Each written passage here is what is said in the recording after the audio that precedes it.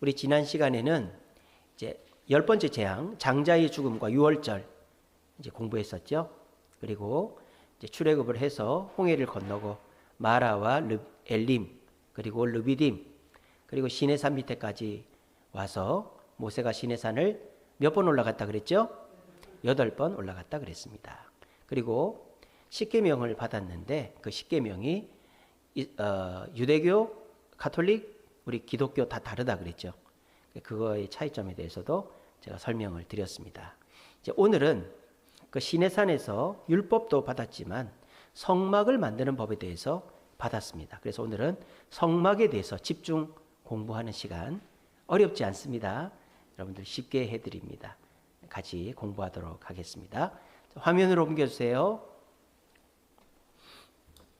자, 지난주 우리 외울 말씀이죠. 한번 읽어봅시다. 시작. 너희는 두려워하지 말고 가만히 서서 여호와께서 오늘 너희에게 위하여 행하시는 구원을 보라. 출애굽기 14장 13절 말씀. 아멘. 우리 한 번만 더 읽겠습니다. 시작. 너희는 두려워하지 말고 가만히 서서 여호와께서 오늘 너희를 위하여 행하시는 구원을 보라. 출애굽기 14장 13절 말씀. 아멘. 홍해 앞에서 모세가 백성들에게 한 말이죠. 여러분들도 어려운 일이 있을 때마다 이 말씀 암송하면서 하나님, 모세가 이스라엘 백성들에게 말했듯이 저도 두려워 말고 하나님 구원을 보게 해 주옵소서, 이렇게 기도하면 100점짜리 기도입니다. 말씀에 의지하여 하는 기도는 주님이 반드시 응답하신다. 기억하시기 바랍니다. 자, PPT에 우리가 지난 시간에는 23장까지 봤었죠. 그래서 20장에서 하나님께서 십계명을 가르쳐 주셨고 21장에 어떤 사람은 죽여야 되는지, 또 어떤 사람은 죽이지 말고 보상만 해야 되는지, 이런 거 이제, 그리고 재판은 어떻게 해야 되는지, 또 특별히 내 소가 남의 밭을 해쳤을 때에 보상을 해라, 이런 거 있었죠. 근데 이 광야에 있는 이스라엘 백성은 밭이 없잖아요. 이게 뭡니까? 가나안 땅을 반드시 들어간다라는, 작은 화면 띄워주세요. 하나님의 약속이다라는 것입니다. 예. 4번입니다. 그리고 이제 오늘 24장서부터는 뭐냐? 이제 성막을 만드는 법을 하나님이 말씀해 주십니다. 그래서 24장서부터 34장까지는 이제 성막을 만드는 법을 가르쳐 주는 거예요. 그래서 모세가 내려와 가지고 35장서부터 부살렐과 오홀리압, 부살렐은 기구, 법궤, 뭐 등잔, 뭐 떡상, 뭐 물두멍, 번제단, 이런 기구를 만드는 일을 한 사람이 부살렐이고, 오홀리압은 천, 직조, 그 성막을 덮는 천, 성막을 두르는 천을 짜 만든 사람이 오홀리압이에요.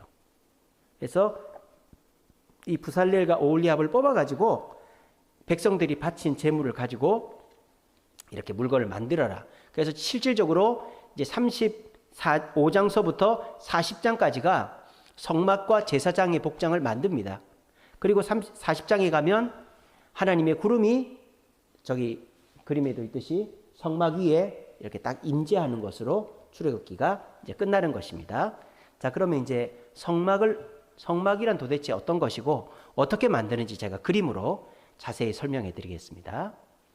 자, 이제 성막 만드는 법은 25장서부터 27장까지 나오는데요. 저렇게 생겼어요. 자, 저거는요, 크지 않습니다. 우리 교회의 크기만 해요. 우리 교회. 그러니까 저게 천지를 지으신 하나님이 계실 만한 곳이 아니죠. 여러분, 다른 신들 보십시오. 신전들 보십시오. 얼마나 화려합니까? 그리고 돌로 지었고요. 금으로 치장을 하고요. 근데 성막은 재료가 딱 이제 어떤 것들이 있냐면, 일단 첫 번째는 나무인데, 나무가 조각목이에요. 그러니까 큰 나무가 없으니까 아카시아 나무 같은 것, 쪼가리 나무들을 잘라가지고 이어 붙인 거죠. 그렇게 해서 저 성막 담을 이렇게 치는데도 그냥 하면은 이게 모래니까 이게 쑥 들어가 버리잖아요. 그러니까 받침을 이렇게 대고 막대기를 딱 이렇게 고정을 하는 거죠. 그리고 천을 이렇게 두르는 거예요. 그렇게 하고 저 성막 이제 박스 같은데 위에 해달의 가죽이라든지 뭐 이런 세마포라든지 이런 걸로 삼중으로 이렇게 딱 덮는 거죠. 천을 덮고. 그리고 이제 기구들을 만드는데 그 기구들은 아까 말씀드린 것처럼 조각목을 이어붙여 가지고 노수로 구리로 싸고 또는 금으로 싸고 그렇게 해서 이제 만든 거예요. 그러니까 저 성막은 하나님이 직접 만들라고 명령하셨어요. 크기도 재료도 그대로 명령을 해주셨어요. 이대로 만들어라. 그리고 내가 너희들과 함께 하겠다. 하나님은 우리를 행복하게 하기 위해서 성막을 만들라고 하신 것입니다. 물론 저 성막을 만드는데 내가 가지고 있는 금이나 은이나 나무나 천을 바쳐야 되죠. 그리고 노동을 해야 되죠. 그렇지만 일반적인 다른 신들보다는 규모나 재료나 너무너무 보잘것없이 만든 거예요. 왜? 우리가 고생할까 봐.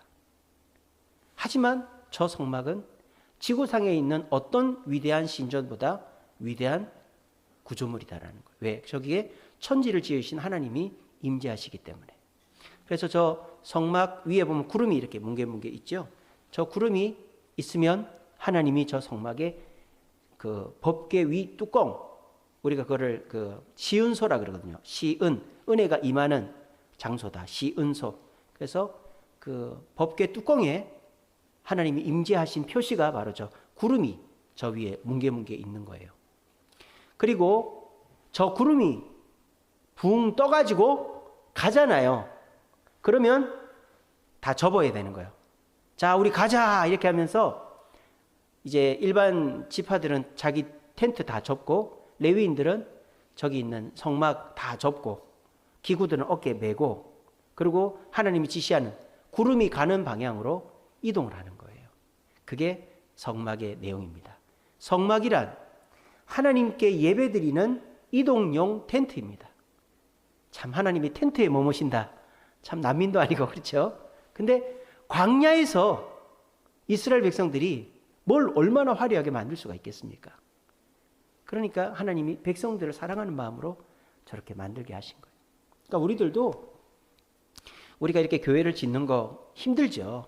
그렇지만 하나님이 우리의 진액을 짜바쳐서 교회를 지으라고 한 것은 우리를 고생시키려고 하는 게 아니라 하나님이 우리와 함께 하시겠다라는 약속의 표시로 교회를 짓게 하셨다라는 거예요.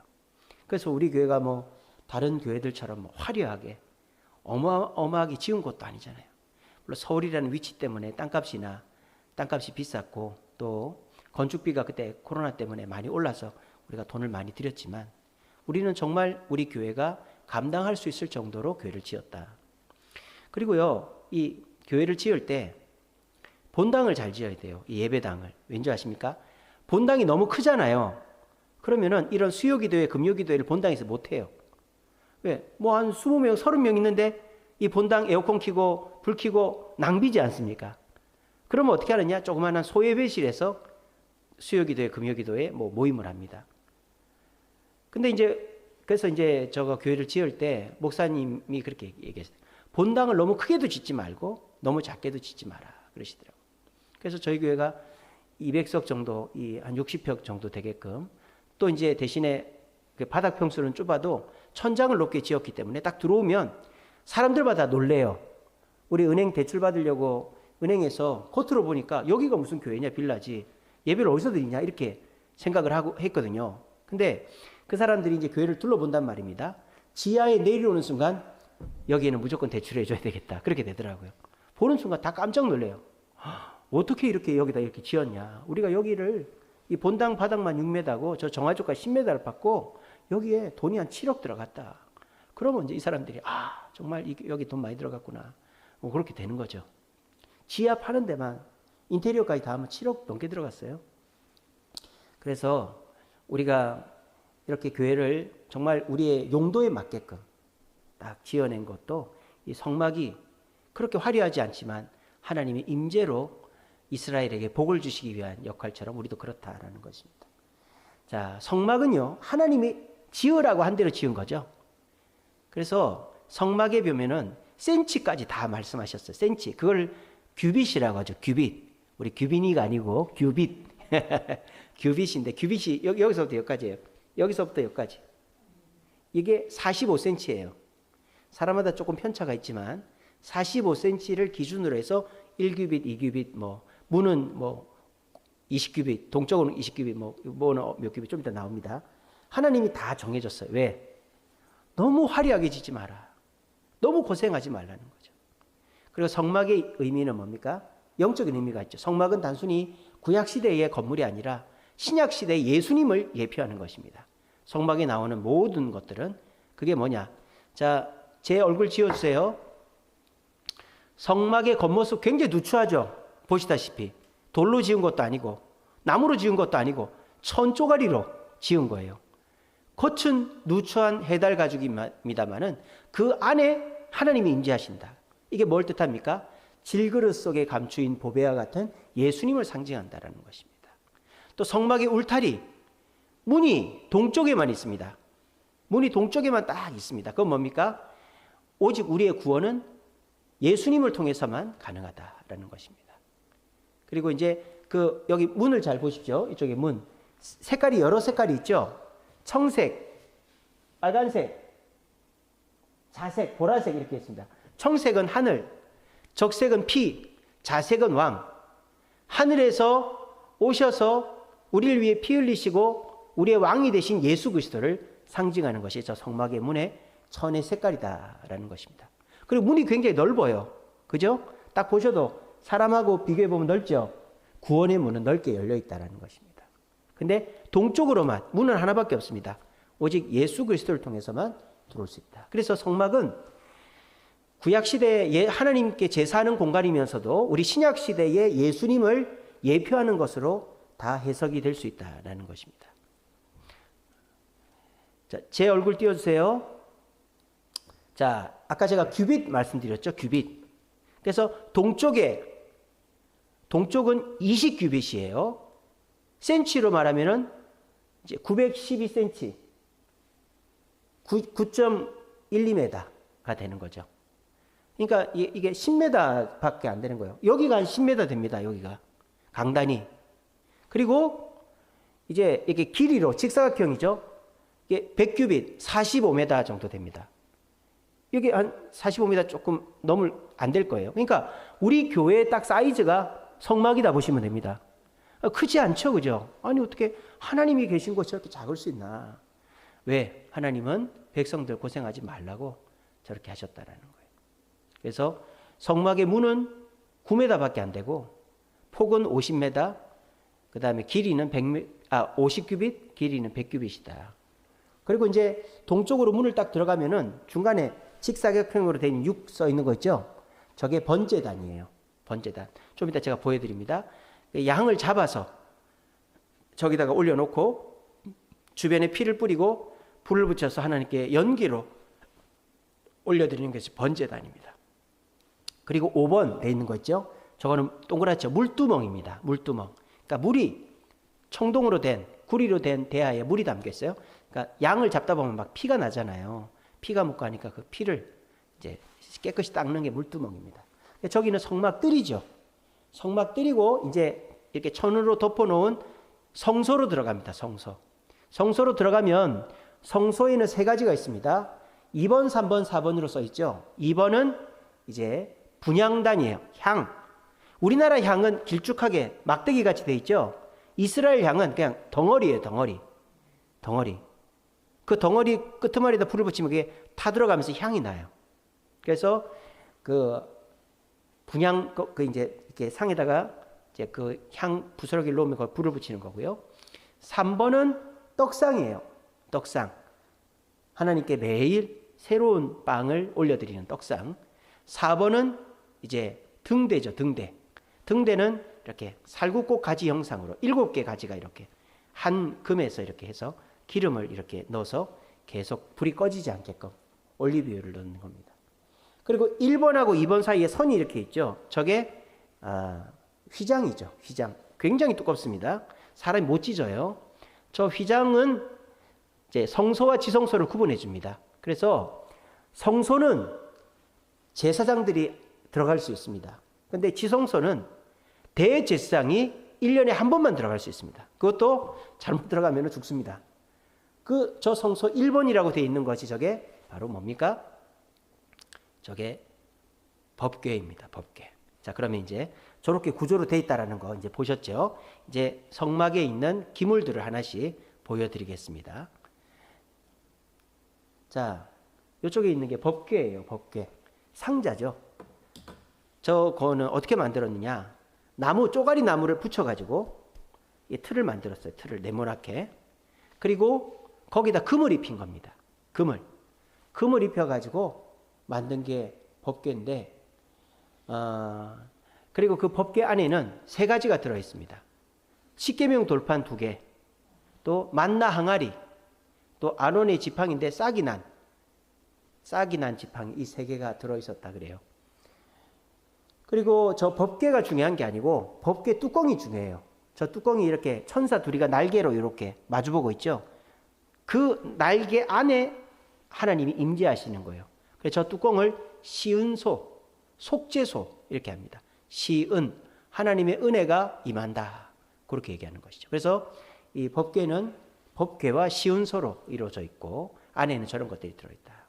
이거를 이제 예수님과 연관시켜서 해석해 보면 법궤에 이제 나무, 이 조각목으로 만들었죠. 그는 아주 보잘것없는 것이지 않습니까? 그래서 인성, 인간의 성품을 뜻하는 것이고, 금은 신성, 금은 아주 귀한 것이잖아요. 신성을 뜻하는 거예요. 그래서 예수님이 완벽한 인간이시면서 완벽한 하나님이시잖아요. 그래서 하나님이시면서 사람이신 예수 그리스도를 상징하는 게 저 법궤다.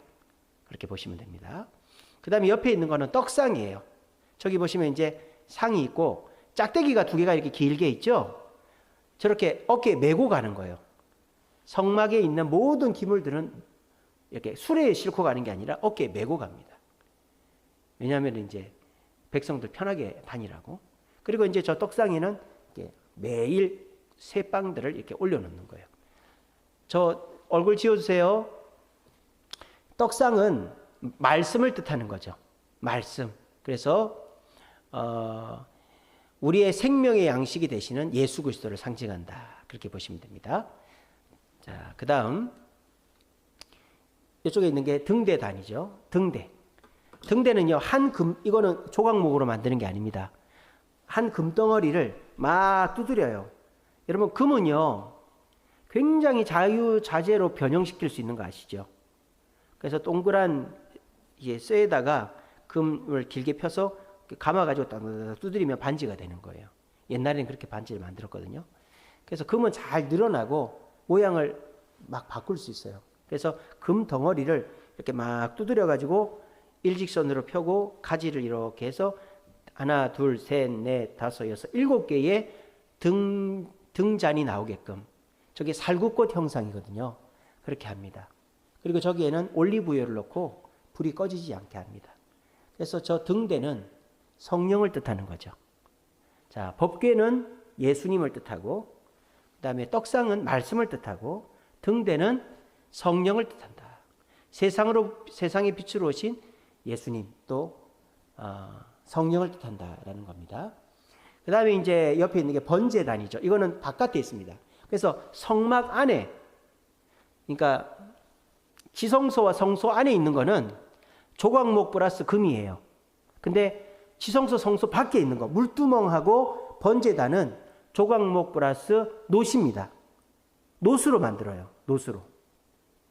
밖에 있는 건 노수로 싸고 지성소와 성소에 있는 건 금으로 쌉니다.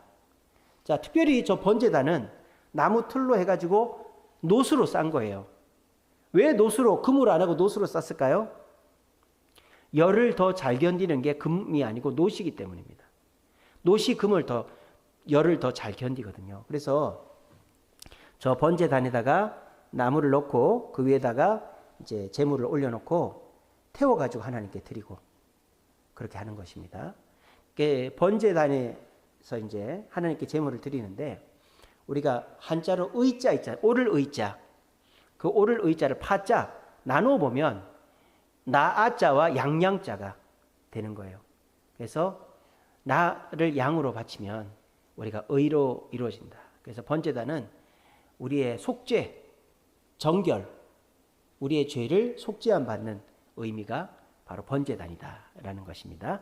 번제단 저렇게 생겼습니다. 자, 그다음 번제단도 마찬가지죠. 짝대기가 이렇게 있죠. 어깨로 지고 옮긴다 이 말입니다. 아시겠죠? 자, 그다음에 자, 저거는 분향단이에요. 아까 말씀드렸죠.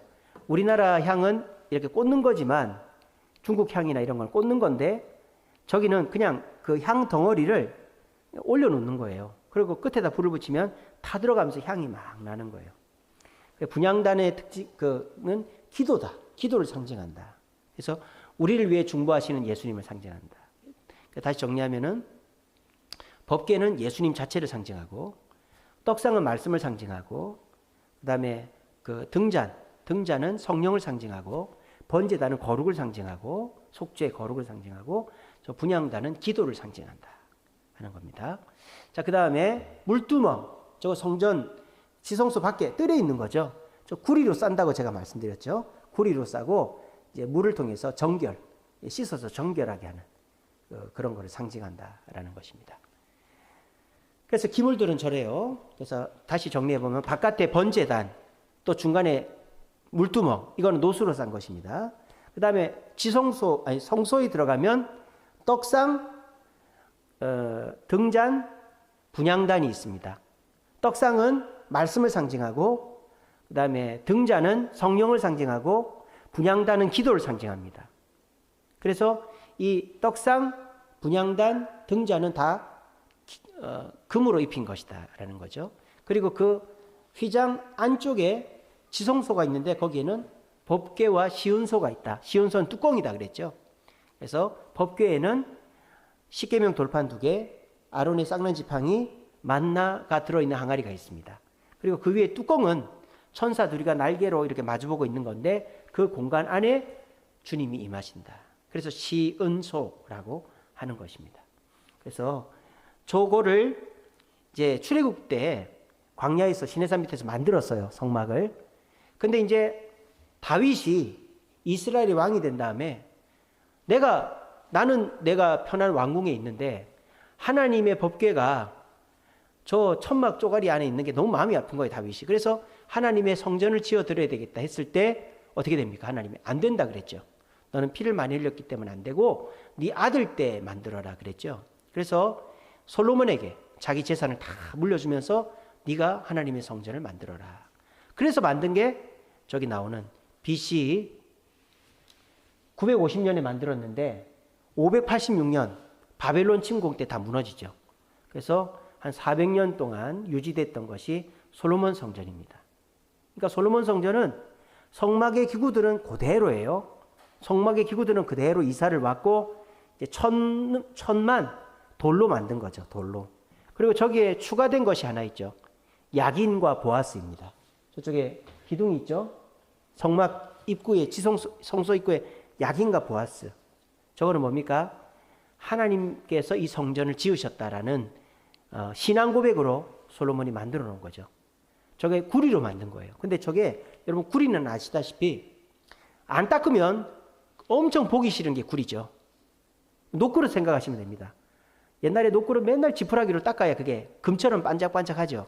근데 안 닦으면 푸르팅팅하니 곰팡이 썰은 것처럼 보이지 않습니까? 그래서 저 야긴과 보아스는 매일 닦아야 돼요. 저거는 구리로 된 기둥이기 때문에.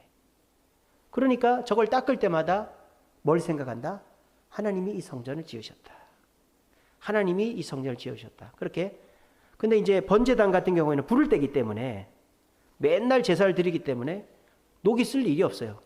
물두멍도 물을 담아 놓기 때문에 뭐 계속 닦고 하면 괜찮고. 그럼 뭐 그런 것입니다. 근데 이제 솔로몬 성전이 바벨론에 의해서 무너지고 70년 후에 페르시아에서 포로 귀환을 하죠. 스룹바벨, 에스라, 느헤미야 이렇게 3명의 총독이 데리고 3번에 걸쳐서 귀환을 합니다. 근데 스룹바벨이 귀환을 한 다음에 제일 먼저 한 게 뭡니까? 자기들이 집을 짓거나 성벽을 건설하는 게 아니라 성전을 먼저 지은 거예요. 그게 스룹바벨 성전입니다. 저 스룹바벨 성전은 솔로몬 성전 그대로 지은 거예요. 그대로. 율법책을 보고.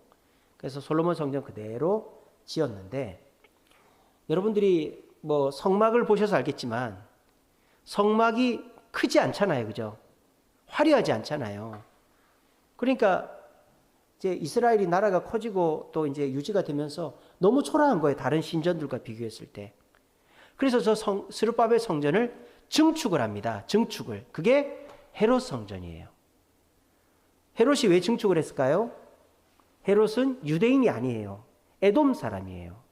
근데 정치적으로 로마에 아부해가지고 유대 땅 지배권을 받습니다. 로마로부터. 그러니까 백성들은 사실 이 헤롯을 안 따르거든요. 그러니까 이 헤롯 왕이 유대인들의 마음을 살려고 보니까 유대인들이 제일 좋아하는 게 뭐다? 성전이다. 그래서 내가 너희들 성전 이쁘게 더 크게 지어줄게. 그래서 원래 성전은요, 저 헤롯 성전 보시면 저 높이 있는 건물 있죠. 저거까지만이 성전이에요. 원래 성전. 근데 저 헤롯 성전 앞에 문이 하나 있죠. 저 문이 니가노르 문이라는 거예요. 저게 이제 사도행전에 보면은 베드로가 안진병을 일으킨 그 곳이 저기입니다. 그래서 이제 아주 이쁘게 된 문인데, 유대인들은 저 문으로 들어가서 뜰로 가고 이렇게 하는 거예요. 그러니까 이방인들은 저 문을 통과를 못 해요. 그래서 그 안진뱅이가 저기서 유대인들에게 구걸을 하는 거죠. 그 이제 원래는 저 문까지만 있었는데 이 뜰을 만든 거예요. 헤롯이. 저기가 이방인의 뜰입니다. 저기는 유대인이 아닌 이방인들도 들어갈 수 있어요.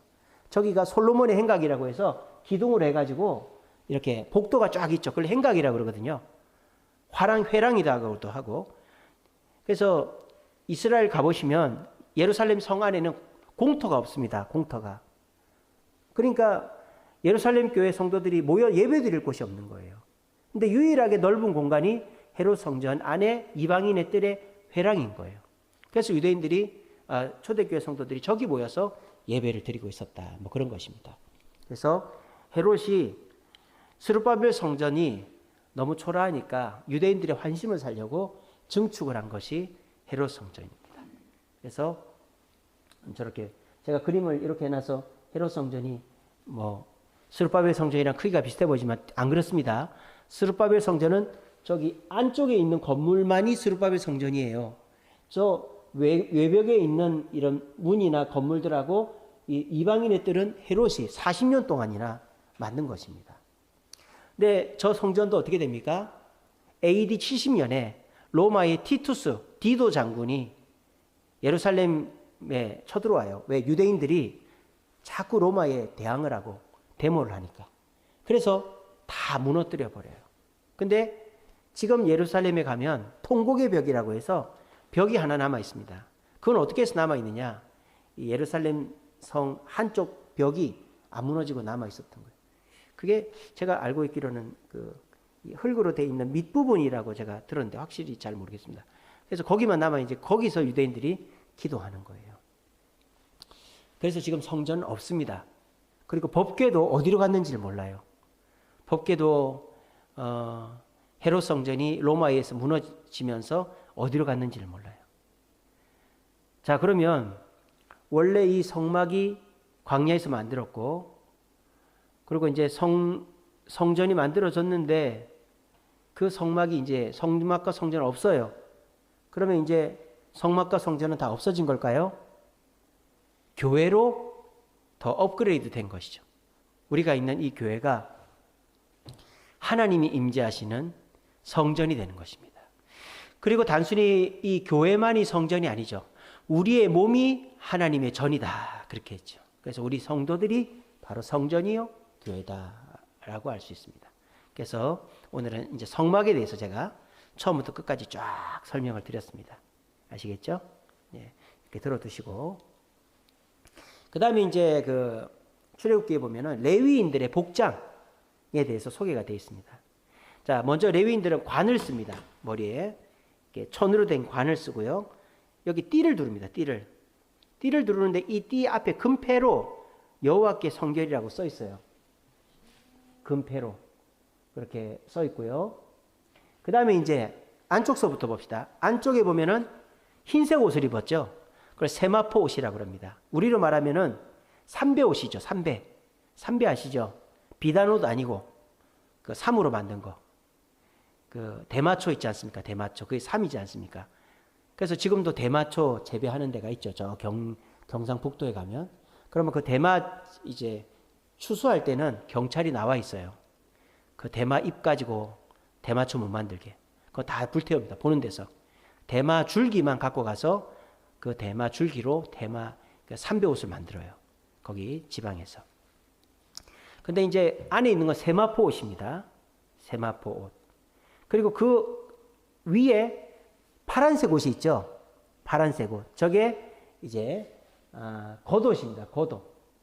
파란색 옷, 겉옷. 자, 세마포 옷은 제사장만 입습니다.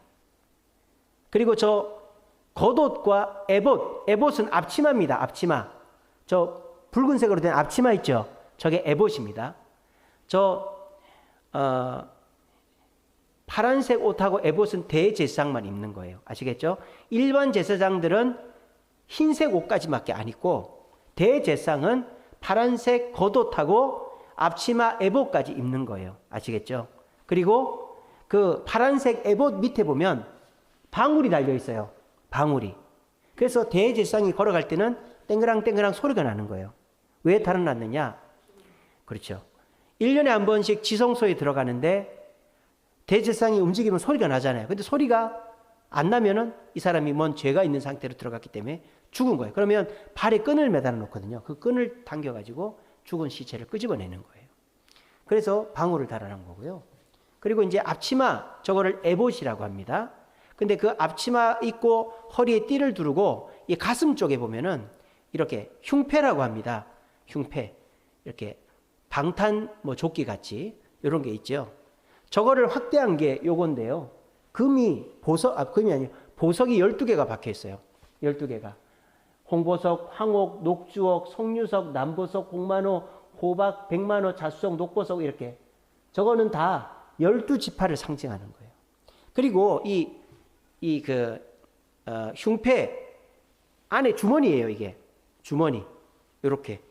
이 흉패 안에 주머니로 이렇게 돼 있거든요. 그 주머니에 넣으면 우림과 둠빔이라는 돌멩이 2개가 있어요. 검은색 돌 하나, 흰색 돌 하나.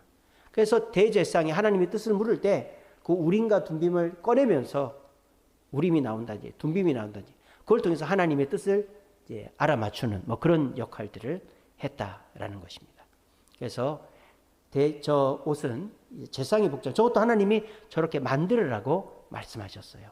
그래서 저 옷은 흰색 옷까지는 제사장들이 다 입고 일하는 것이고, 그리고 이제 저 파란색 겉옷과 에봇은 대제사장만 입는다라는 거를. 그래서 거룩, 순종 이런 의미가 있다라는 것입니다. 자, 그럼 성경을 읽겠습니다. 자, 그러면 우리 24장을 펴보세요. 출애굽기 24장 피세요.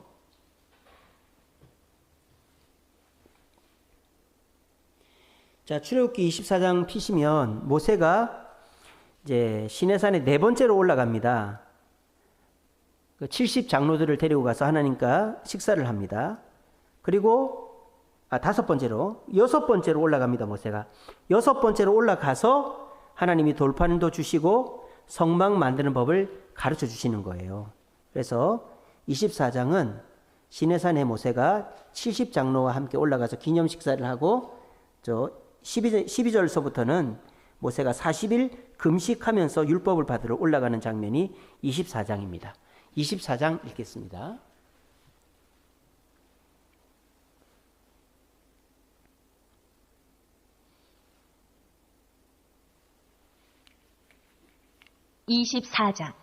또 모세에게 이르시되 너는 아론과 나답과 아비후와 이스라엘 장로 70명과 함께 여호와께로 올라와 멀리서 경배하고 너 모세만 여호와께 가까이 나아오고 그들은 가까이 나오지 말며 백성은 너와 함께 올라오지 말지니라. 모세가 와서 여호와의 모든 말씀과 그의 모든 율례를 백성에게 전하매 그들이 한 소리로 응답하여 이르되 여호와께서 말씀하신 모든 것을 우리가 준행하리이다.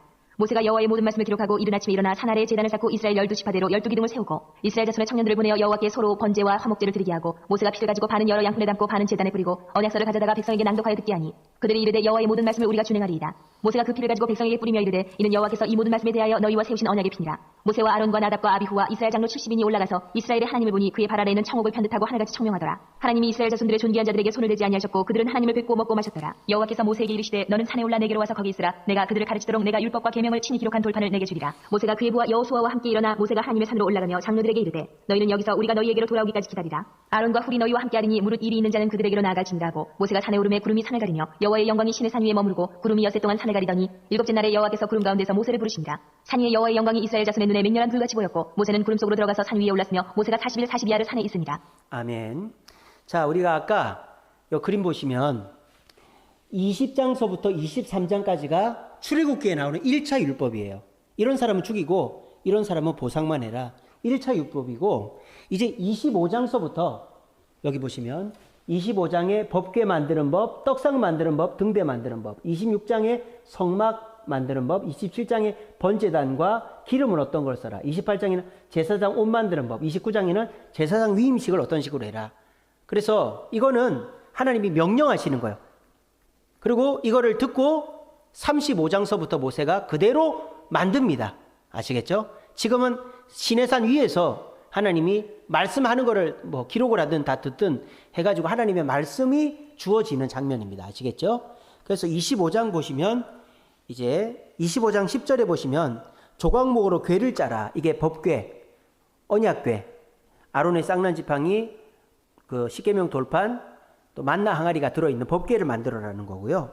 또 25장 23절에 보면 조각목으로 상을 만들어라. 이거는 떡상, 진설병, 떡상을 만들어라. 25장 31절에 보면 등잔대, 순금으로, 이거는 조각목이 아니라 순금을 쳐서 7가지 등잔을 만들어라. 그래서 25장에는 법궤, 떡상, 등잔대를 만들어라. 그 내용이 나옵니다. 25장 읽겠습니다.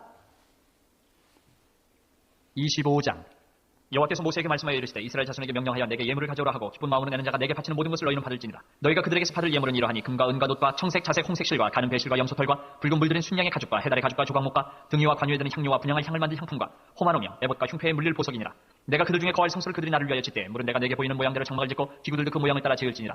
그들은 조각목으로 궤를 짜되 길이는 2규빗반, 너비는 1규빗반, 높이는 1규빗반이 되게 하고 너는 순금으로 그것을 싸되 그 안팎을 싸고 위쪽 가장자리를 돌아가며 금태를 두르고 금고리 넷을 부어 만들어 그 네 발에 달되 이쪽에 2고리 저쪽에 2고리를 달며 조각목으로 채를 만들어 금으로 싸고 그 채를 궤 양쪽 고리에 꿰어서 궤를 매게 하며 채를 궤의 고리에 꿰대로 두고 빼내지 말지며 내가 내게 줄 증거판을 궤 속에 둘지며 순금으로 속죄소를 만들되 길이는 2규빗반, 너비는 1규빗반이 되게 하고 금으로 그룹 둘을 속죄소 두 끝에 쳐서 만들되 한 그룹은 이 끝에 또 한 그룹은 저 끝에 곧 속죄소 두 끝에 속죄소와 한 덩이로 연결할지며 그룹들은 그 날개를 높이 빼서 그 날개로 속죄소를 덮으며 그 얼굴을 서로 대하여 속죄소를 향하게 하고 속죄소를 궤 위에 얹고 내가 내게 줄 증거판을 궤 속에 넣어라. 거기서 내가 너와 만나고 속죄소 위 곧 증거궤 위에 있는 두 그룹 사이에서 내가 이스라엘 자손을 위하여 내게 명령할 모든 일을 내게 이르리라.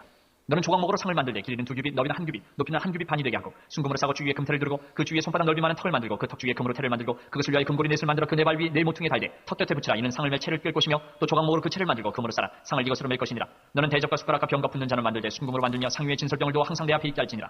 너는 순금으로 등잔대를 쳐 만들되 그 밑판과 줄기와 잔과 꽃받침과 꽃을 한 덩이로 연결하고 가지 6을 등잔대 곁에서 나오게 하되 다른 3가지는 이쪽으로 나오고 다른 3가지는 저쪽으로 나오게 하며 이쪽 가지에 살구꽃 형상의 잔셋과 꽃받침과 꽃이 있게 하고 저쪽 가지에도 살구꽃 형상의 잔셋과 꽃받침과 꽃이 있게 하여 등잔대에서 나온 가지 6을 갖게 할지며 등잔대 줄기에는 살구꽃 형상의 잔댓과 꽃받침과 꽃이 있게 하고 등잔대에서 나온 가지 6을 위하여 꽃받침이 있게 하되 2가지 아래에 한 꽃받침이 있어 줄기와 연결하며 또 2가지 아래에 한 꽃받침이 있어 줄기와 연결하며 또 2가지 아래에 한 꽃받침이 있어 줄기와 연결하게 하고 그 꽃받침과 가지를 줄기와 연결하여 전부를 순금으로 쳐 만들고 등잔 7을 만들어 그 위에 두어 앞을 비추게 하며 그 불짓게여 불똥그릇도 순금으로 만들지니 등잔대와 이 모든 기구를 순금 1달란트로 만들되 너는 삼가 이 산에서 내게 보인 양식대로 할지니라. 아멘. 자, 26장은요, 저 그림 보시면 이제 성막, 천을 만드는 거예요, 천을. 천을 만드는데 26장 1절에 보시면 성막을 만들되 가늘게 꼰 배실, 청색실, 자색실, 홍색실로 정교하게 수를 놓아서 10폭 휘장을 만들어라. 그렇게 해서 저 천을 만드는 거예요. 아시겠죠? 천을 직조를 하는 거예요. 저거는 오홀리압이라는 사람이 천을 짜는 거예요. 그렇게 하고 이제 그 성막을 덮는 천도 있고 이렇게 벽을 세우는 천이 있지 않습니까? 그 벽을 세우는 천은 이렇게 기둥을 세우고 밑에 기둥이 빠지지 않게끔 조각목으로 받쳐라. 그게 어디 나오느냐? 26장 15절 보세요. 26장 15절 보시면 너는 조각목으로 성막을 위하여 널판을 만들어라. 널판 위에다가 막대기를 놓고 고정을 시켜서 천을 두르는 거예요. 그리고 26장 33절 보세요. 성소와 지성소 사이에 휘장을 만들어서 구분하라. 그렇게 되어 있습니다. 그래서 26장에는 천 만드는 거예요. 성막을 덮는 천, 성막을 두르는 천, 휘장 이런 것들을 백성들이 이제 천과 실을 내서 만들어라 이런 거예요. 자, 26장 읽겠습니다. 26장.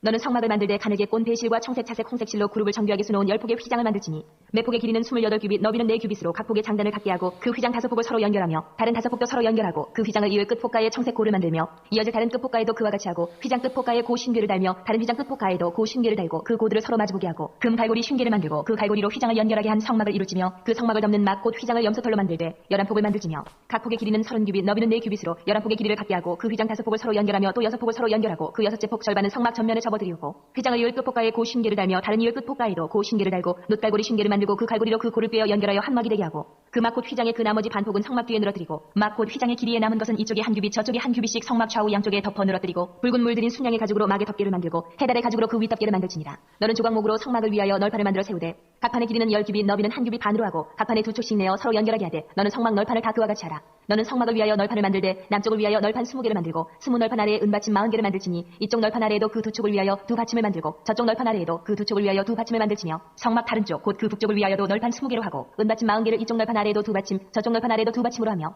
성막 뒤 곧 그 서쪽을 위하여는 널판 6개를 만들고 성막 뒤 두 모퉁이 쪽을 위하여는 널판 2개를 만들되 아래서부터 위까지 각기 2겹 두께로 하여 윗꼬리에 이르게 하고 두 모퉁이 쪽을 다 그리하며 그 8널판에는 은받침이 16이니 이쪽 판 아래에도 2받침이요 저쪽 판 아래에도 2받침이니라. 너는 조각목으로 띠를 만들지니 성막 이쪽 널판을 위하여 5개요 성막 저쪽 널판을 위하여 5개요 성막 뒤 곧 서쪽 널판을 위하여 5개이며 널판 가운데 있는 중간 띠는 이 끝에서 저 끝에 미치게 하고 그 널판들을 금으로 싸고 그 널판들의 띠를 꿰어 금고리를 만들고 그 띠를 금으로 싸라. 너는 산에서 보인 양식대로 성막을 세울지니라. 너는 청색, 자색, 홍색실과 가늘게 꼰 배실로 짜서 휘장을 만들고 그 위에 그룹들을 정교하게 수놓아서 금 갈고리를 네 기둥 위에 늘어뜨리되 그 네 기둥을 조각목으로 만들고 금으로 싸서 네 은받침 위에 둘지며 그 휘장을 갈고리 아래에 늘어뜨린 후에 증거궤를 그 휘장 안에 들여놓으라. 그 휘장이 너희를 위하여 성소와 지성소를 구분하리라. 너는 지성소에 있는 증거궤 위에 속죄소를 두고 그 휘장 바깥 북쪽에 상을 놓고 남쪽에 등잔대를 놓아 상과 마주하게 할지며 청색, 자색, 홍색실과 가늘게 꼰 배실로 수놓아 짜서 성막문을 위하여 휘장을 만들고 그 휘장문을 위하여 기둥 5을 조각목으로 만들어 금으로 싸고 그 갈고리도 금으로 만들지며 또 그 기둥을 위하여 받침 5개를 노스로 부어 만들지니라. 자, 27장은 이제 번제단이죠. 저 그림 보시면 번제단과 기름에 대한 거죠. 아까 말씀드렸죠. 번제단은 그 성막 뜰에 제물을 태우는 큰 나무로 해서 노스로 싼 제물 태우는 거죠. 그래서 거기 그대로 되어 있어요. 27장 1절 보세요. 너는 조각목으로 제단을 만들어라. 27장 2절 보시면 그 제단은 뭐로? 노스로 싸라. 그렇게 되어 있죠. 예, 제가 설명드린 거 그대로입니다. 그리고 27장 20절 보시면 이제 성막에서 쓰는 기름은 다 올리브유, 감람유를 써라. 그렇게 되어 있습니다. 20절 보시면 감람으로 짠 순수한 기름을 등불에다가 넣어라. 그리고 끊어지지 않게 불을 붙여라. 그래서 번제단과 성막에서 쓰는 기름에 대한 이제 율법이 27장입니다. 27장 읽겠습니다. 27장.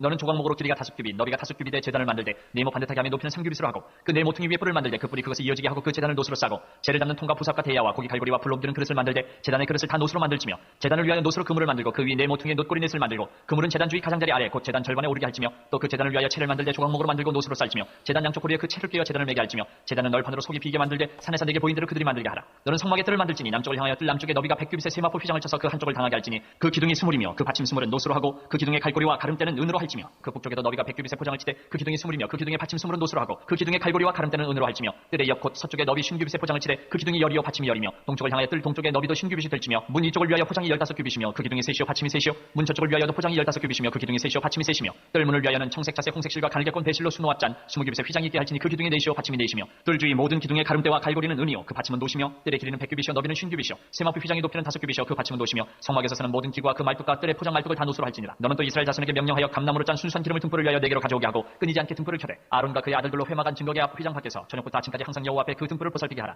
이는 이스라엘 자손이 대대로 지킬 규례이니라. 아멘. 이제 제사장 옷입니다. 아까 말씀드린 거 다 기억나시죠?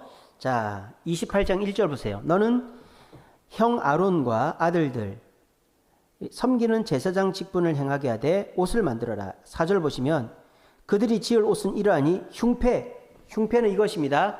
가슴에 12개 보석 박힌 거 흉패. 그리고 에봇, 그리고 겉옷. 에봇은 앞치마 같이 생긴 거. 겉옷, 파란색 옷, 반포 속옷, 흰색 옷, 그리고 관, 머리에 쓰는 거, 띠, 이렇게 두르는 거. 그 띠에는 뭐라고 써 있느냐? 28장 36절에 보십시오. 너는 순금으로 패를 만들어 도장을 새기는 법으로 그 위에 새기되 뭐라고? 28장 36절 보세요. 여호와께 성결이라고 쓰라 그랬어요. 거기다가 그런 패를 하는 거예요. 그래서 제사장의 옷 만드는 법, 제가 아까 보여드린 그 그림을 상상하면서 28장 읽겠습니다. 28장. 너는 이스라엘 자손 중 내 형 아론과 그의 아들들 곧 아론과 아론의 아들들 나답과 아비후와 엘르아살과 이다마를 그와 함께 내게로 나오게 하여 나를 섬기는 제사장 직분을 행하게 하되 내 형 아론을 위하여 거룩한 옷을 지어 영화롭고 아름답게 할지니 너는 물은 마음에 지혜 있는 모든 자 곧 내가 지혜로운 영으로 채운 자들에게 말하여 아론의 옷을 지어 그를 거룩하게 하여 내게 제사장 직분을 행하게 하라. 그들이 지을 옷은 이러하니 곧 흉패와 에봇과 겉옷과 반포 속옷과 관과 띠라. 그들이 내 형 아론과 그 아들들을 위하여 거룩한 옷을 지어 아론이 내게 제사장 직분을 행하게 하라. 그들이 쓸 것은 금실과 청색 자색 홍색실과 가느게 꼰 배실이니라.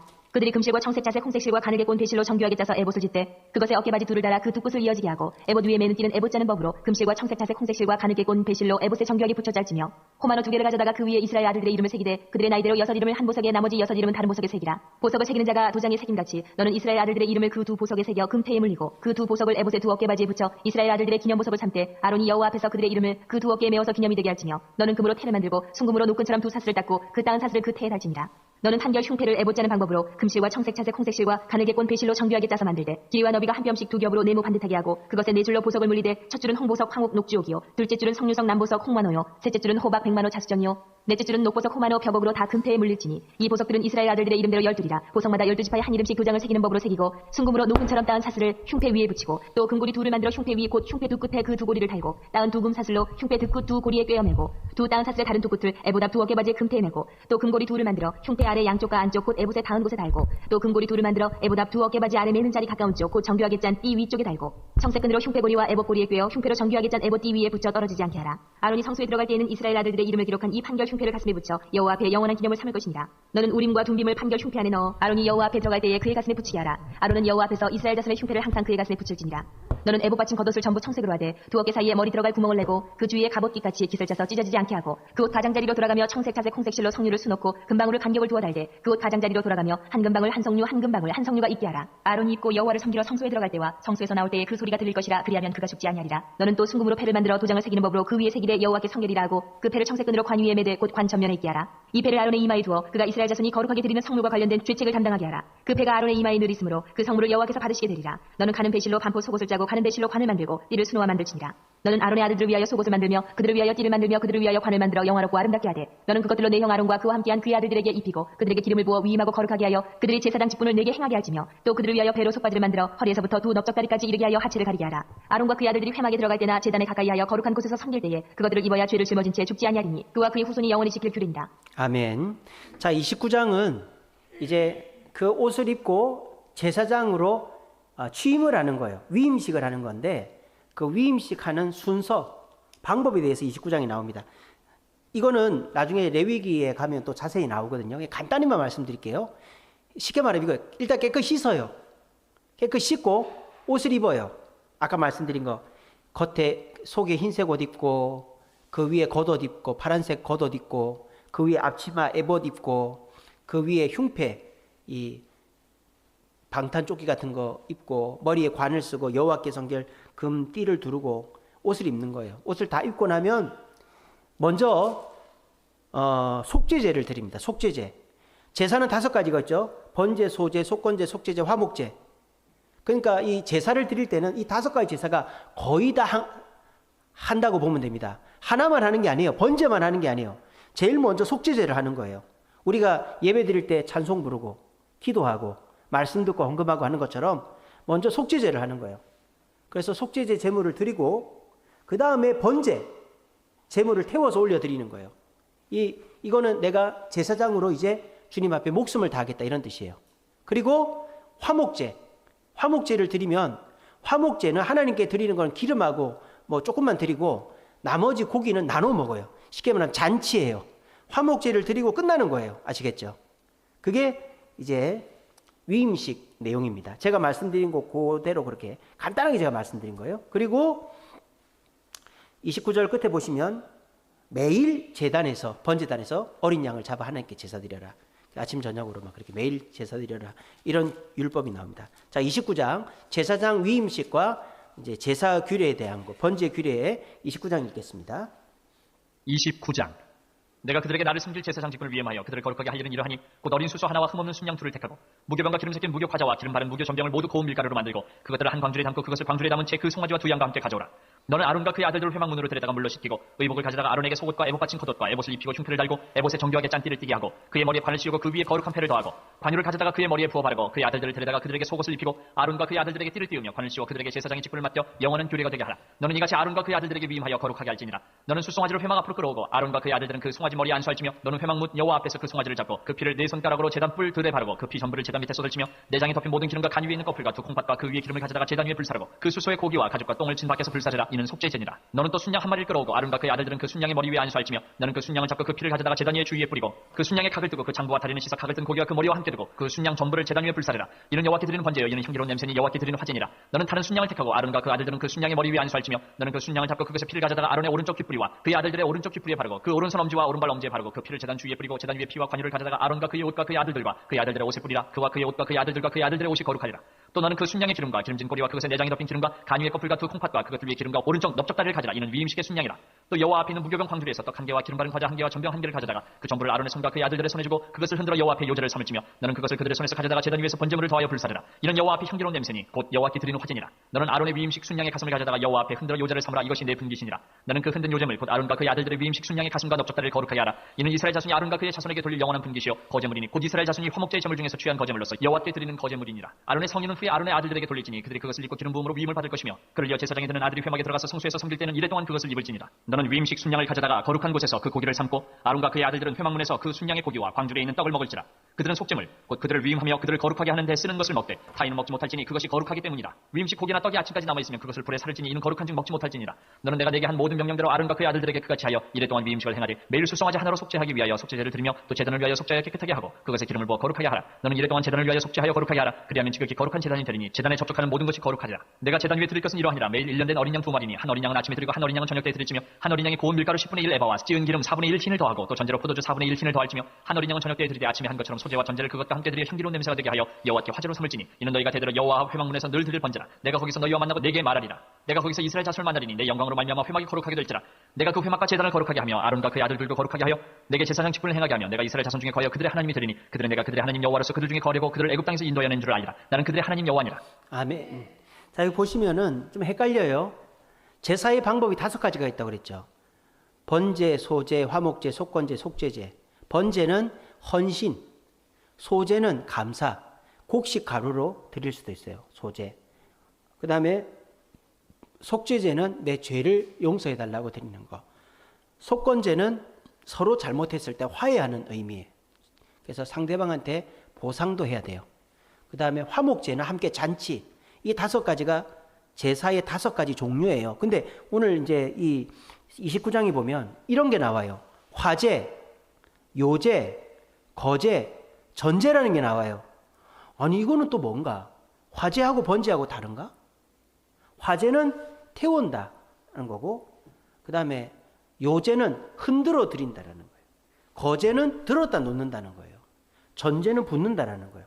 자, 이 화제, 전제, 요제, 거제는 제사의 방법이에요. 아시겠죠? 그래서 번제를 드릴 때는 화제를 하겠죠. 그죠? 요제는 소제를 드릴 때 곡식단을 흔들어 올렸다가 흔들어 내려놓는 거예요. 그럼 그거는 제사장이 먹는 거예요. 거제는 화목제 드릴 때 소의 넓적다리나 소의 뭐 갈비살이나 이런 거를 들었다가 내려놓는 거예요. 그러면 제사장이나 백성들이 나눠 먹는 거예요. 아시겠죠? 전제는 포도주나 기름을 이렇게 붓는 거예요. 붓는 거. 이렇게. 아시겠죠? 그러니까 이게 좀 헷갈리시겠지만은 그렇게만 알아두시면 됩니다. 그래서 번제, 소제, 화목제, 속건제, 속죄제 이 5가지는 제사의 종류고 화제, 거제, 요제, 전제는 제사의 방법이다. 이렇게 하시면 됩니다. 그리고 이제 30장은요. 이제 아까 성막의 그 기물들 중에서 분향단입니다. 30장 1절 보세요. 너는 분향단을 만들어라. 조각목으로 만들고 금으로 싸라. 그렇게 되어 있습니다. 그리고 30장 13절에 보시면 성막에 들어올 때는 성막에 세금을 내야 된다. 그게 뭐다? 반세계를 내야 된다. 그런 게 나옵니다. 30장 13절에 보시면 또 30장 17절에 보시면 성막들의 물두멍 씻는 거 아시죠? 물두멍을 만들어라 나옵니다. 그 다음에 30장 28절, 23절에 보시면 상등 향품을 가지고 이제 향을 올려드려라. 뭐 그런 내용들이 나옵니다. 그래서 30장은 분향단, 속전, 성전세, 물두멍, 향에 대한 내용이 나옵니다. 30장 읽겠습니다. 30장. 너는 분향할 제단을 만들지니 곧 조각목으로 만들되 길이가 한 규빗 너비가 한 규빗으로 네모가 반듯하게 하고 높이는 2규빗으로 하며 그 뿔은 그것과 이어지게 하고 제단 상면과 전후 좌우면과 뿔을 순금으로 싸고 주위에 금태를 두를 찌며 금태 아래 양쪽에 금고리 둘을 만들되 곧 그 양쪽에 만들지니 이는 제단을 매는 채를 꿰을 곳이며 그 채를 조각목으로 만들고 금으로 싸고 그 제단을 증거궤 위에 속죄소 맞은편 곧 증거궤 앞에 있는 휘장 밖에 두라. 그 속죄소는 내가 너와 만날 것이며 아론이 아침마다 그 위에 향기로운 향을 사르되 등불을 손질할 때에 살을 찌며 또 저녁 때 등불을 켤 때에 살을 찌니 이 향은 너희가 대대로 여호와 앞에 끊지 못할지며 너희는 그 위에 다른 향을 사르지 말며 번제나 소제를 드리지 말며 전제에 술을 붓지 말며 아론이 1년에 한 번씩 이 향단 뿔을 위하여 속죄하되 속죄제의 피로 1년에 한 번씩 대대로 속죄할지니라. 이 제단은 여호와께 지극히 거룩하니라. 여호와께서 모세에게 말씀하여 이르시되 내가 이스라엘 자손의 수요를 조사할 때에 조사받은 각 사람은 그들을 계수할 때에 자기의 생명의 속전을 여호와께 드릴지니 이는 그것을 계수할 때에 그들 중에 질병이 없게 하려 함이라. 무릇 계수 중에 드는 자마다 성소의 세겔로 반세겔을 낼지니 한 세겔은 20게라라. 그 반세겔을 여호와께 드릴지며 계수 중에 드는 모든 자 곧 20살 이상 된 자가 여호와께 드리되 너희의 생명을 대속하기 위하여 여호와께 드릴 때에 부자라고 반세겔에서 더 내지 말고 가난한 자라고 덜 내지 말지며 너는 이스라엘 자손에게서 속전을 취하여 회막 봉사했으라. 이것이 여호와 앞에서 이스라엘 자손의 기념이 되어서 너희의 생명을 대속하리라. 여호와께서 모세에게 말씀하여 이르시되 너는 물 두멍을 노스로 만들고 그 받침도 노스로 만들어 씻게 하되 그것을 회막과 제단 사이에 두고 그 속에 물을 담으라. 아론과 그의 아들들이 그 두멍에서 수족을 씻되 그들이 회막에 들어갈 때에 물로 씻어 죽기를 면할 것이요 제단에 가까이 가서 그 직분을 행하여 여호와 앞에 화제를 사를 때에도 그리할지니라. 이와 같이 그들이 그 수족을 씻어 죽기를 면할지니 이는 그와 그의 자손이 대대로 영원히 지킬 규례니라. 여호와께서 모세에게 또 말씀하여 이르시되 너는 상등 향품을 가지되 액체 몰약 500세겔과 그 반수의 향기로운 육개 250세겔과 향기로운 창포 250세겔과 계피 500세겔을 성소의 세겔로 하고 감람기름 한 흰을 가지고 그것으로 거룩한 관유를 만들되 향을 제조하는 법대로 향기름을 만들지니 그것이 거룩한 관유가 될지라. 너는 그것을 회막과 증거궤에 바르고 상과 그 모든 기구이며 등잔대와 그 기구이며 분향단과 및 번제단과 그 모든 기구와 물두멍과 그 받침에 발라 그것들을 지극히 거룩한 것으로 구별하라. 이것에 접촉하는 것은 모두 거룩하리라. 너는 아론과 그의 아들들에게 기름을 발라 그들을 거룩하게 하고 그들이 내게 제사장 직분을 행하게 하고 이스라엘 자손에게 말하여 이르기를 이것은 너희 대대로 내게 거룩한 관유니 사람의 몸에 붙지 말며 이 방법대로 이와 같은 것을 만들지 말라. 이는 거룩하니 너희는 거룩히 여기라. 이와 같은 것을 만드는 모든 자와 이것을 타인에게 붓는 모든 자는 그 백성 중에서 끊어지리라 하라. 여호와께서 모세에게 이르시되 너는 소합향과 나감향과 풍자향의 향품을 가져다가 그 향품을 유향에 섞되 각기 같은 분량으로 하고 그것으로 향을 만들되 향 만드는 법대로 만들고 그것에 소금을 쳐서 성결하게 하고 그 향 얼마를 곱게 찌어 내가 너와 만날 회막안 증거궤 앞에 두라. 이 향은 너희에게 지극히 거룩하니라. 내가 여호와를 위하여 만들 향은 거룩한 것이니 너희를 위하여는 그 방법대로 만들지 말라. 냄새를 맡으려고 이 같은 것을 만드는 모든 자는 그 백성 중에서 끊어지리라. 아멘. 자, 이제 31장까지만 읽습니다. 이제 31장은 이 성막의 기구는 부살렐이라는 사람한테 만들라 그러고 성막의 천은 오홀리압이라는 사람한테 만들어라 그렇게 하라 그러고요. 32장 18절에 보면 하나님이 십계명 돌판을 주십니다. 근데 이때의 십계명 돌판은 하나님이 직접 돌판을 깎아다가 새겨 주십니다. 근데 그거를 32장 금송아지 사건으로 모세가 깨버리죠. 그 두 번째 돌판은 모세가 판을 만들어 가서 직접 새깁니다. 그런 차이가 있습니다. 31장 읽고 마치겠습니다. 31장. 여호와께서 모세에게 말씀하여 이르시되 내가 유다 지파 훌의 손자여 우리의 아들인 부살레를 지명하여 부르고 하나님의 영을 그에게 충만하게 하여 지혜와 총명과 지식과 여러 가지 재주로 정교한 일을 연구하여 금과 은과 노스로 만들게 하며 보석을 깎아 물리며 여러 가지 기술로 나무를 새겨 만들게 하리라. 내가 또 단지파 아이사막의 아들 오홀리압을 세워 그와 함께 하게 하며 지혜로운 마음이 있는 모든 자에게 내가 지혜를 주어 그들이 내가 내게 명령한 것을 다 만들게 할지니 곧 회막과 증거궤와 그 위에 속죄소와 회막의 모든 기구와 상과 그 기구와 순금 등잔대와 그 모든 기구와 분향단과 번제단과 그 모든 기구와 물두멍과 그 받침과 제사직을 행할 때에 입는 정교하게 짠 의복 곧 제사장 아론의 성의와 그의 아들들의 옷과 관유와 성소의 향기로운 향이라. 무릇 내가 내게 명령한 대로 그들이 만들지니라. 여호와께서 모세에게 말씀하여 이르시되 너는 이스라엘 자손에게 말하여 이르기를 너희는 나의 안식일을 지키라. 이는 나와 너희 사이에 너희 대대의 표징이니 나는 너희를 거룩하게 하는 여호와인 줄 너희가 알게 함이라. 너희는 안식일을 지킬지니 이는 너희에게 거룩한 날이 됨이니라. 그날을 더럽히는 자는 모두 죽일지며 그날에 일하는 자는 모두 그 백성 중에서 그 생명이 끊어지리라. 여세 동안은 일할 것이나 일곱째 날은 큰 안식일이니 여호와께 거룩한 것이라. 안식일에 일하는 자는 누구든지 반드시 죽일지니라. 이같이 이스라엘 자손이 안식일을 지켜서 그것으로 대대로 영원한 언약을 삼을 것이니 이는 나와 이스라엘 자손 사이에 영원한 표징이며 나 여호와가 여세 동안에 천지를 창조하고 일곱째 날에 일을 마치고 쉬었음이니라 하라. 여호와께서 신의 산 위에서 모세에게 이르시기를 마치신 때에 증거판 둘을 모세에게 주시니 이는 돌판이요 하나님이 친히 쓰신 것이더라. 아멘. 자, PPT로 넘겨주세요. 자, 이 성막 오늘 하나님이 어떻게 만들어라 하는 거 우리가 그림으로 먼저 설명드리고 읽으면서 다 봤습니다. 이제 32장은 내려왔더니 금송아지 사건 때문에 하나님 앞에 벌받고 다시 모세가 올라가서 이제 십계명 돌판받고 내려와서 이제 35장서부터 40장까지 저 성막을 실질로 백성들이 금은 보석, 실, 천을 바쳐서 성막을 만들고 그 성막에 구름이 뜸으로 이제 출애굽기가 끝납니다. 아시겠죠? 그래서 여러분들이 집에서 32장서부터 35장까지는 읽어오십시오. 아시겠죠?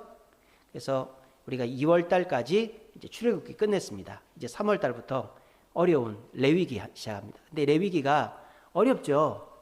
레위기는 이제 5가지 제사 방법에 대해 설명하고 먹어도 될 음식, 먹지 말아야 될 음식에 대해 설명하고 제사장의 위임식에 대해 설명하고 절기에 대해 설명하고 또 율법에 대해 설명하고 이렇게 쭉 나옵니다. 근데 그거를 어렵죠.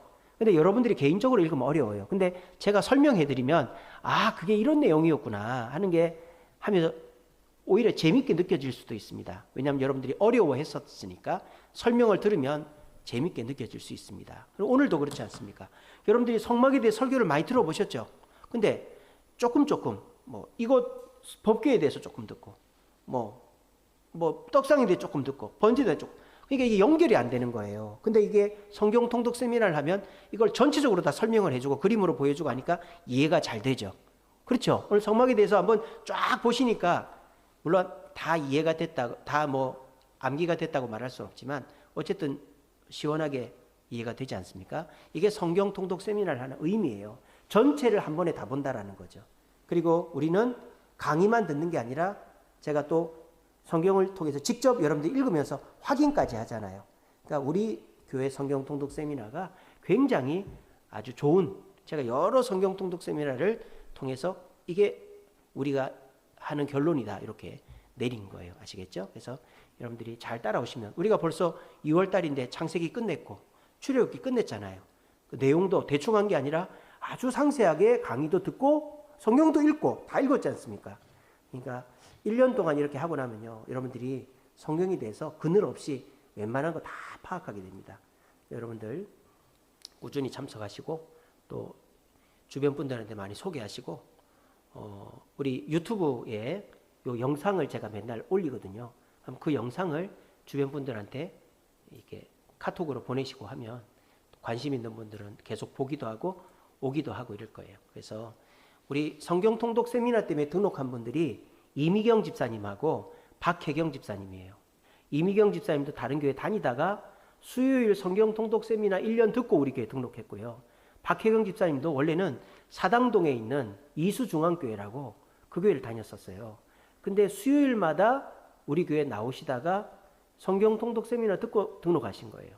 그러니까 이 성경 통독 세미나가 신앙생활을 좀 꾸준히 하신 분들 중에 성경을 제대로 모르시는 분들은 굉장히 도움이 많이 됩니다. 그래서 여러분들 주변 분들한테 많이 알려주시고 많이 모시고 오시면 이제 또 그냥 잘해주고 맛있는 거 주고 놀러가고 이런 거로 등록하는 분도 계시지만 성경을 좀 더 알고 싶어하는 분들이 요거를 통해서 등록을 또 하시더라고요. 그래서 많이 활용하시기를 부탁을 드립니다. 자, 우리 오늘 외울 말씀입니다. 자, 우리 같이 읽어봅시다. 시작. 이제 그들의 죄를 사하시옵소서. 그렇지 아니하시오면 원하건대 주께서 기록하신 책에서 내 이름을 지워버려 주옵소서. 출애굽기 32장 32절 말씀. 아멘. 모세가 금송아지 사건 때문에 하나님이 다 쓸어버리고 노로 민족을 다시 세우겠다 했을 때 하나님께 중보한 기도죠. 여러분들도 누군가 남편, 아내, 자녀, 부모, 형제, 지인들 위해 기도하실 때 이 구절을 가지고 기도하시면 하나님이 직방으로 응답해 주십니다. 하나님, 제 이름을 지워서라도 우리 자녀, 우리 부모, 형제, 내 지인의 기도를 들어주세요. 이렇게 성경을 인용해서 하면요, 하나님도 모세의 기도를 듣고 백성들 용서해 주셨잖아요. 여러분들이 이 말씀을 의지해서 기도하면 하나님이 안 들어줄 수가 없겠죠. 우리가 성경 암송을 하는 이유는 그런 거예요. 기도할 때, 전도할 때, 귀신 물리칠 때 말씀으로 물리치고 기도하면 직방입니다. 그래서 여러분들이 요거 이번 한 주간 동안에도 외워보시기를 바랍니다. 기도하겠습니다.